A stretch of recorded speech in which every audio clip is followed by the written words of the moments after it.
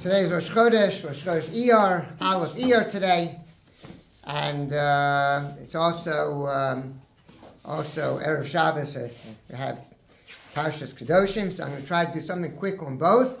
Be'ezus Hashem, and just a short little machshava. There are 2 months that the name of the month is mentioned in Tanakh. All the other names of the months come from Bavel. What are those 2? There's Tishrei and Iyar.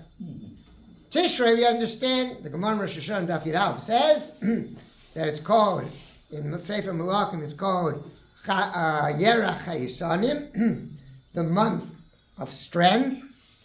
And the Gemara says it's either because it's a San B'mitzvahs, because all the holidays that you have in Tishrei, right, Rosh Hashanah, Yom Kippur, Sukkot, or because the Avos were born in Tishrei. And they're a Sani Olam, they're the strength of the world. But we understand that's why it's called the Torah, the Tanakh, the Navi, calls it Yerach HaYisanim. That's fine.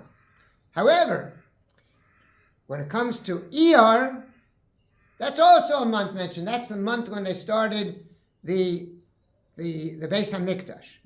Something special about the beginning of the building of the Beis HaMikdash. The chodesh Ziv, it's called, the month of shine. So the Gemara there says, why is it called the month of shine? Either because of the Avos, according to an opinion that the Avos were born in Nisan, or because it's Ziva Leoni, it's a shine of the trees.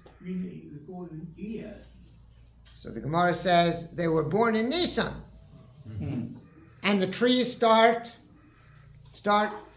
flowering and bringing out their leaves in Nisan.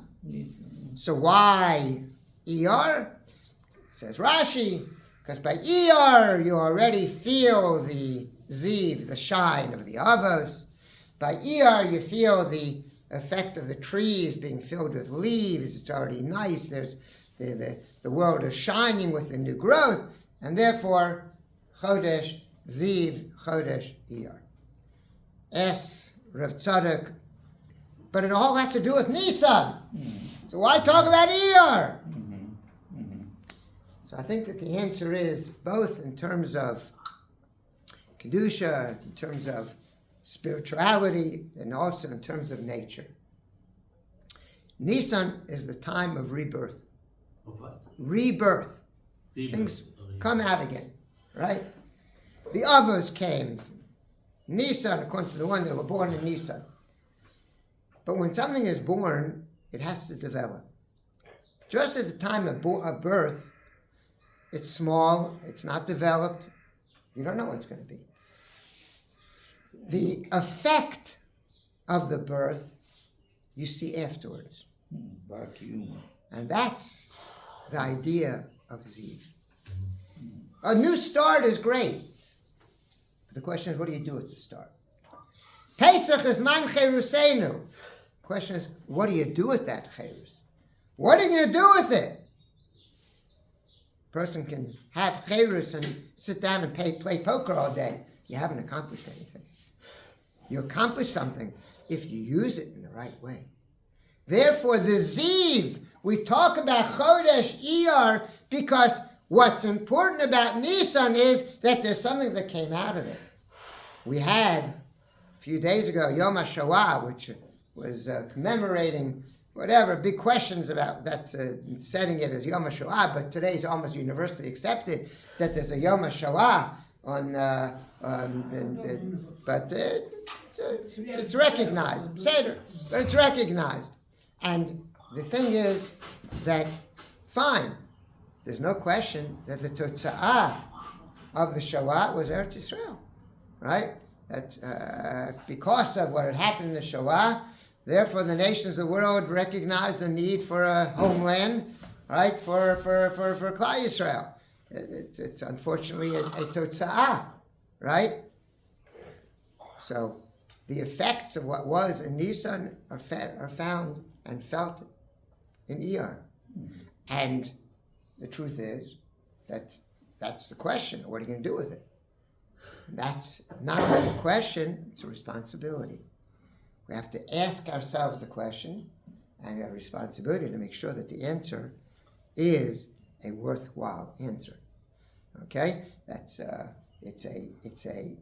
question that leaves us with a pekudah as well, and that's Rosh Chodesh Iyar, the preparation for our Sinai. If we use it to work in the right direction for the Nitzchias of Yisrael, Netzach Yisrael of Torah, and Klal Yisrael representing their relationship with Hashem, then we're making good use of that which was born in Nisan. That's in terms of Rosh Chodesh. Parshas Kedoshim, again, Rav Tzadok points out that there are 10 times that it says, Ani Hashem Elokeichem in Parshas Kedoshim. The truth is that when the Torah opens up and says, Kedoshim Tiyu Ki Kadosh Ani Hashem Elokeichem, we have a question. What does it mean, Kedusha? Rashi says Kedusha means Prushim Me'arayos, when you are careful in terms of modesty. The Ramban says Kedusha means to be not to be a naval b'shus haTorah. You can do everything right and do everything wrong. You can do everything right, but taking advantage of doing everything right and not being a mensch about it. It says that's Kedusha. But really, down to earth, what does Kedusha mean? I think that the Kedusha, perhaps, the Torah gives us the remez when it says, Ani Hashem Elokeichem. It's a famous story about a Hasidic Rebbe that I saw brought down by Dr. Avraham Tversky. It's about somebody in his Hasidic line. I've since heard that some great Magidim today feel that it's not a true story, and the truth is, I don't care if it's a true story or not. But there's a point. A story about the Hasidic Rebbe who was saving up money, and because he had an heirloom that was worth a lot of money, and then he spent it to buy an esrog, because there were no esrogim available, and his wife was incensed that was going to be an heirloom that we're going to use for a nedunya for our children, and you went ahead and bought an esrog with it. And she took the esrog and threw it at him, and it smattered, and there was no esrog left. And that this Hasidic Rebbe stood there and said nothing. And he said, don't have an esrog, don't have the heirloom, or I'm going to get angry too, right? So I heard a modern day Maggid who said, come on, that's not shaykh, and a human being could stand for that. No, could be yes, could be no. Enach nami in halacha, right? People react to things, and you can expect people to react to things, and that's not in halacha, it wouldn't even make a person chayiv, right, for reacting. But there's a certain idea, and that idea is that we all find ourselves faced with situations, and we have to ask ourselves, what does HaKadosh Baruch Hu want me to do now? I remember I once posed this question to a person who was leading a Jewish organization, supposedly a kiruv organization. And I said to him, let me ask you, in this circumstance, what do you think if you would ask HaKadosh Baruch Hu, what do you think he would say? And the person said to me, can't work that way. No, that's the only way to work. We find ourselves faced with challenges where maybe we'd be ready to let people have it. You're on the street. My wife always gives me this musar, right? You're on the street and somebody screams at you and he's honking you and there's no reason. You feel like reacting. You feel like telling the person, like, be a mensch.